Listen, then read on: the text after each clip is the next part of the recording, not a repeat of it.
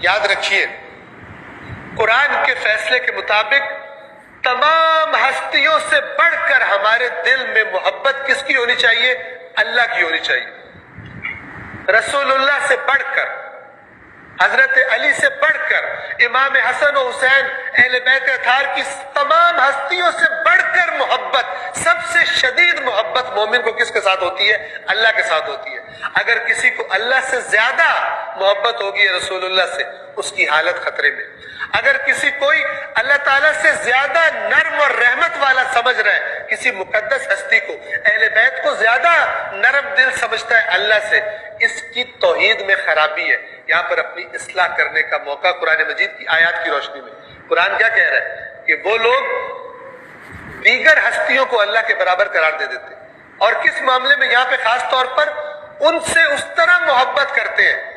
یاد رکھیے اہل بیت نے یہی تعلیم دی ہے جو قرآن کی تعلیم ہے، لیکن آج ہم بہت سارے لوگوں کو دیکھتے ہیں کہ اگر اللہ کا ذکر کیا جائے ان کو مزہ نہیں آتا، لیکن اگر مقدس ہستیوں کا ذکر کیا جائے ان کو بہت مزہ آتا ہے۔ یہ پرابلم ہے، یہ بیماری ہے، اس بیماری کا علاج کرنا ضروری ہے، اس لیے کہ جس سے محبت ہو اس کا ذکر سننے میں تو لذت آتی ہے۔ اور قرآن یہ کہہ رہا ہے کہ ایمان والے سب سے زیادہ اشد حبا للہ، یہ سورہ بقرہ کی آیت نمبر 65 ہے۔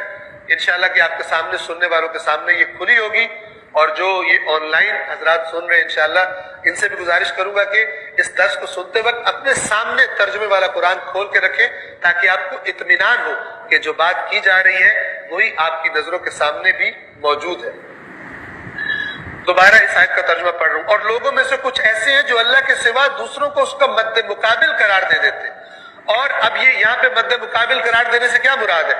ان سے ایسی محبت کرتے ہیں جیسی محبت اللہ سے رکھنی چاہیے، جبکہ ایمان والے تو سب سے زیادہ اللہ ہی سے محبت کرتے ہیں، اور پھر اللہ کی محبت کے سائے میں ان کی ساری محبتیں ہوتی ہیں۔